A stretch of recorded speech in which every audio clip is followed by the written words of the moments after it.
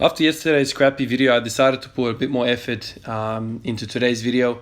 Yesterday was just an editing screw up. I named it screw up, and a lot of you guys were kind of misled into thinking that I kind of injured myself. So I just wanted to apologize for kind of worrying you guys that I kind of hurt myself.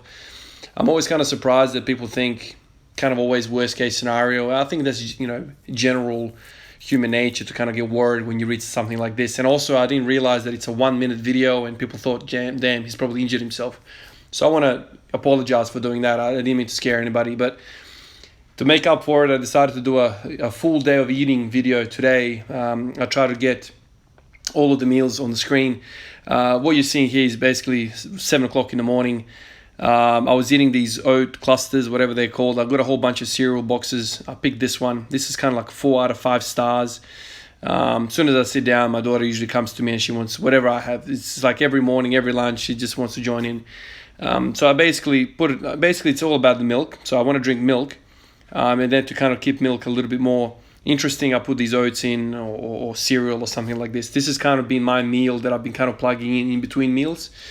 I wanted to do eggs and bacon and whatever else this morning. I just didn't have the appetite, so I just went with this. And then a few hours after that, I think it was 2 hours after that, I went to the gym, and that was kind of my pre-gym meal. Very, very light. Usually I like to have something a bit more heavier, but for whatever reason, I didn't feel all that big appetite. Then I got to the gym and ended up freaking working hard, man. Today's session was of the harder type. You'll see what I ended up doing. Essentially, I ended up doing 180 kilos for 10 singles, kind of like the other day. So the reason I'm doing all these stupid kind of sessions, big volume, lots of singles, is because I'm now back to work, and all these sessions that I'm kind of doing before work are just suboptimal, man. Like I feel like I'm not doing anything. Like I wake up, like yesterday, I didn't even warm up properly. And like the bike was all right, but I got up to 150 kilos on the bar. So clearly my body wasn't happy. So I feel like those workouts are just, I don't know, I don't feel like I get much out of them other than just moving my body through space. So on the days that I'm not working, like today, I decided to kind of push a bit further and harder. So went into the gym today, and immediately I knew that I wasn't feeling all that great. Again, my hips are feeling kind of jacked up. The hip flexors at the front from both sides are kind of just feeling sore and tight, and that kind of prevents me to get kind of bottom of the ATG of the squat. So in the last video, I kind of discovered that doing some sort of hip flexion exercise, especially with a straight knee, like with a straightened out knee, kind of targeting those 3-headed monsters of the hip flexion.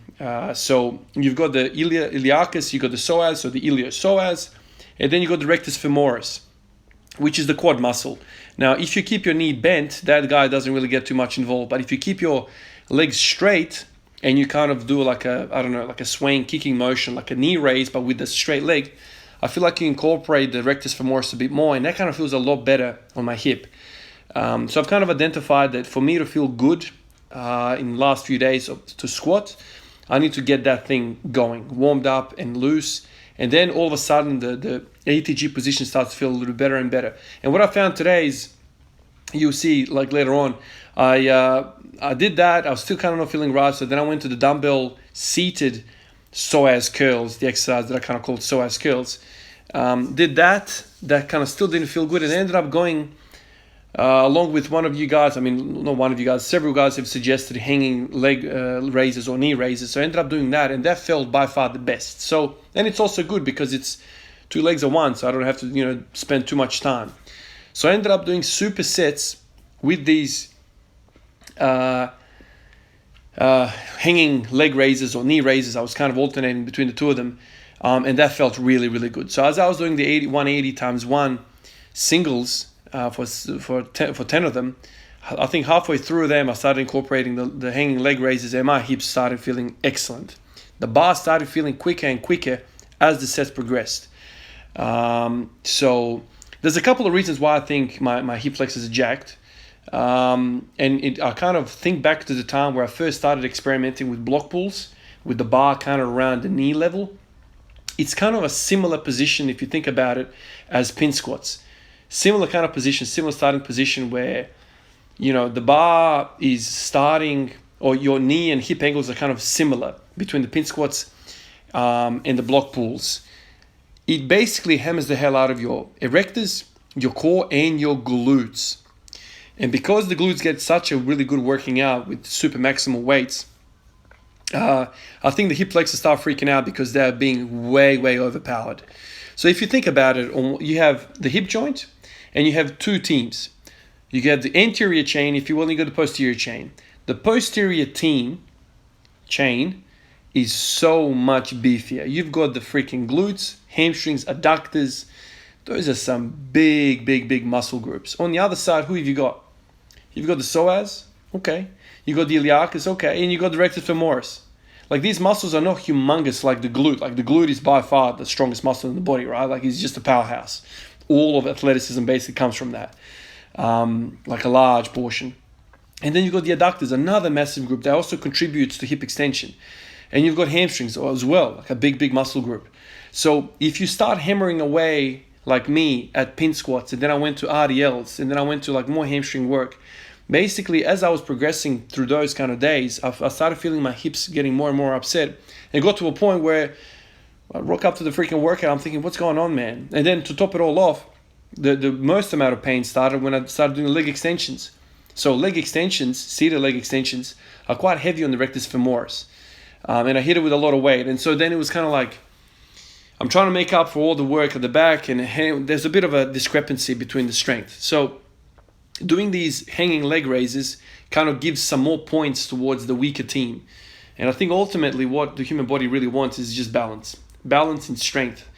We all, very well know that you can't have, one muscle group that 10 times stronger than the equal opposite, the antagonist. So you need to have both sides of the joint equally kind of balanced if you want to have optimal performance. So I think this is what I've been dealing with. And last few sessions at the gym, I've been trying to kind of work out which exercise works best to address the hip flexors. And I think so far, by far, I think I've felt best with the hanging leg raises. You can do the knee raises, like I did the knee raises, and you'll see later in the video, that was kind of all right. But by far, the better feeling was when you keep your legs straight so you can incorporate more of that rectus femoris. So rectus femoris, iliopsoas is what you kind of want to hit to kind of balance out the hip. It kind of gives you better control of your lower back. What I found was bouncing out of the hole was confidence inspiring when I activated those three muscle groups.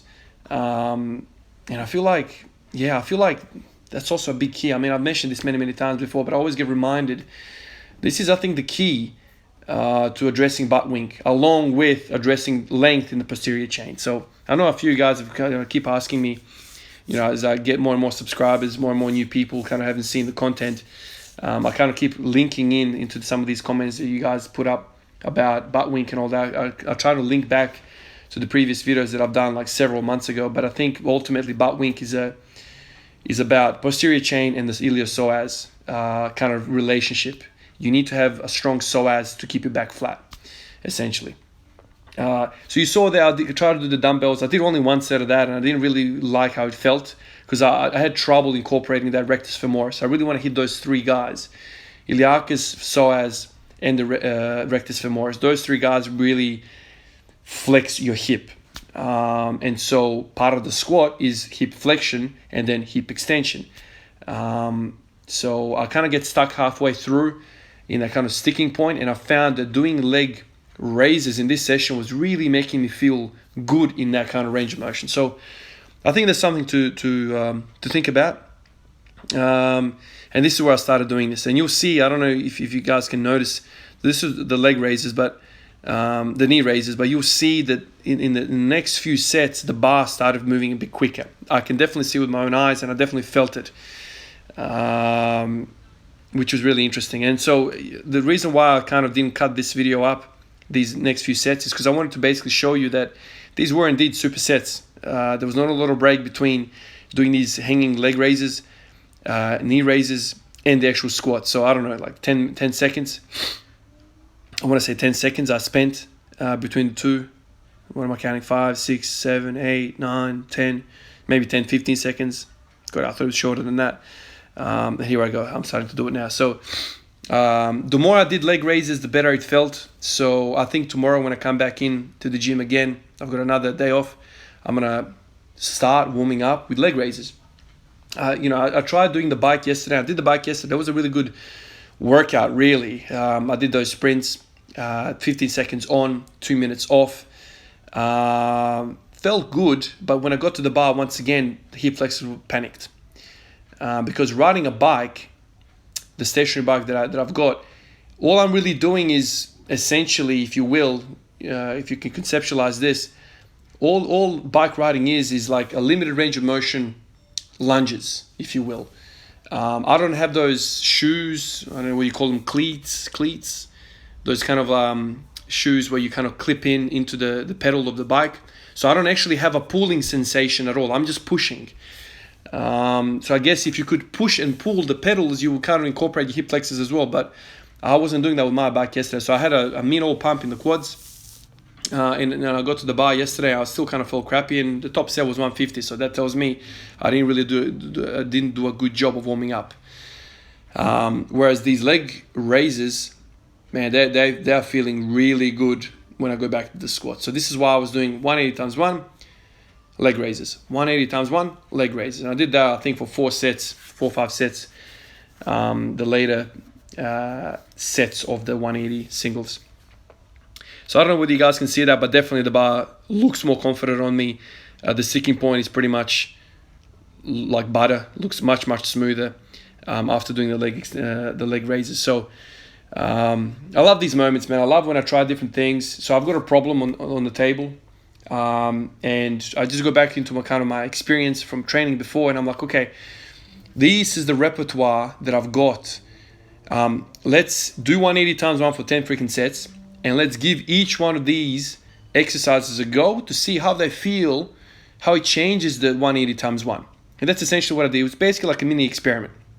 So I've got 180 times 1, and I keep doing it, and I keep kind of alternating different exercises until I find something that's making me feel a little bit better in the squat. So 180 times 1 was still moving. It's just that sensation at the front of the hip was kind of going away each time I did a set of leg raises. So I already feel I'm gonna have some DOMs in my rectus abdominis, in my six-pack muscle, definitely in obliques. I already feel them. It's been 6 hours since the freaking workout, so I already feel that. That's definitely gonna come in. And then after I did the 180 times 1, I felt really good, man. Like my hip flexors was unlocked. My anterior pelvic tilt felt better, just like mid-session, right? Like the hip flexors were kind of letting go and warmed up and pumped. And so then after I did the freaking 10 sets of 180 singles, I decided to do some deadlifting. I actually wanted to do some benching, but because I felt so good through my pelvic region and my lower back, I thought, let's just give deadlifting a go. It's literally my body's wanting to deadlift. So I ended up working all the way to 250 kilos. I tried a PR. That didn't move. I kind of bent the bar, but I couldn't break it off the floor. I went from 220 to 250, so another big jump, and I failed it. But given the fact that I did 10 singles at 180, and the fact that the bar bent on the deadlift that much, I feel like I could have had it today if I didn't exhaust myself with the freaking squats and the leg raises. But definitely the leg raises were feeling damn good. So that's definitely a keeper. It's interesting how the body works, man. Like the body literally sends you signals. It's like coded as hell. Like it's freaking hard to work out what the freaking body's telling. I wish it was just like in plain English, like a fax machine. Bang, you need to do this, and this, and we have progress. I wish it was like that, but you don't have a freaking, terms and conditions or like learning outcomes that you kind of know what the body kind of wants you to do. It's trial and error, unfortunately. So I was getting hip flexor discomfort and pain, and it was up to me to kind of work out what I needed. So it's kind of like, my mom, man, she does incredible dishes, and you ask her, like, how much salt, how much sugar, how much pepper, and she's like, I don't know, you take a pinch, or, this is how much. It's like, after years and years of practicing a skill, after years of cooking, after years of squatting, you kind of understand what it takes to make a good dish. You understand what it takes to make a good squat. And so when you get a symptom like this, or when you taste the soup, and you're like, I need a bit more salt, I need a bit more pepper, It's one of those things. It's like there's no recipe for it. It's just by feel. And I'm sure all of you guys know what I'm talking about with this. And my grandma was another notorious one. She never had any recipes to anyone. Like literally people would be standing over his shoulder while she was cooking, and still people can't replicate how she does things. It's just one of those things. But so basically it's hard for me to teach or for me to tell you what exercise you need to do, because everyone's freaking going through the same, different things, right? Not everyone's experiencing the same problems. So this is where I kind of disagree with the rigid planning, rigid programming, is because everyone needs different things, man. Like, my training program is so freaking on the fly, so freaking receptive to what's happening. I'm always adapting my training. Say I was doing small of, and I gotta do freaking 8 sets of 4, whatever the hell it was, 6 sets of 4. But I've got this hip flexor pain. So what do? Do I just continue with the small of and snap my spine? Or do I stop the small of, screw the small of, and let's do these damn leg raises because this is what my body needs, right? That's like kind of you tasting the soup and going, okay, I need more salt. Or do you just continue cooking and serve that thing freaking bland as shit, right? So it's one of those things. Some of you guys criticize me that I look like I'm fully freaking schizophrenic when it comes to training, and my ideas are all over the place. I'm delusional with my training. I'm kind of like tripping over periodization. I'm tripping over block periodization or some of these strength blocks or peaking blocks and all sorts of stuff. But to me, it's literally reactive. And I think that's the best plan to have, where you kind of have the ability, you've learned how to read your body, and you go, okay, I have this symptom and I know exactly what I need. I need this. So over the freaking long period of time that I've been doing this, every time I developed some sort of hip niggling, I'm like, bang, I know exactly what to do. I know exactly what to do. I got to do my clamshells. I got to do my hamstring stretches. What else do I like to do? High volume, hit your glutes, warm up the glutes. Like I just have all these different things I can try and just throw at the problem and then just wait for the response. And very, very, very rarely, in fact, not in my life, have I come across a problem that requires rest. If you have some sort of muscle imbalance, attack it. Put blood in there. Blood will bring nutrients. Blood will take away the waste products.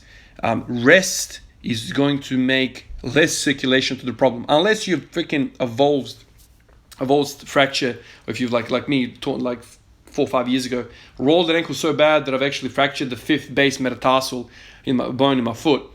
No matter blood pumping, it's going to solve that. You need to rest. I get those things. So if you rupture a ligament, if you break a bone, if you've done like these like really bad kind of terminal kind of injuries to tissue, that's a different thing. But if you got like a strain or an imbalancing kind of pain, then you can work with that.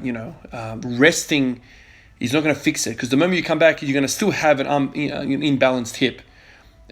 So anyway, basically trying to say that I had this hip flexor pain. I worked it out because I have previous experience with this type of issue. But it's very, very hard for me to teach people about these type of things, because it comes with, I guess, training experience. It comes with just being under the bar. Like I was saying a few days ago, if my son was if I was training my son and my son was like, Dad, like I've got this hip pain or whatever, I've got this pain. I'm watching him every day. I'm with him all the time, so I can offer him accurate kind of advice. But over the kind of messaging and just general kind of advice, it's kind of hard. I can point you in the right direction, but I never have full confidence that's going to work for you. And then you guys are seeing here the deadlift. I basically, single to 220, and I tried 250 and it failed. Oh man, this was feeling really, really good. I was surprised that after all that work, the bar was just jumping off the floor, which is really, really interesting now to me.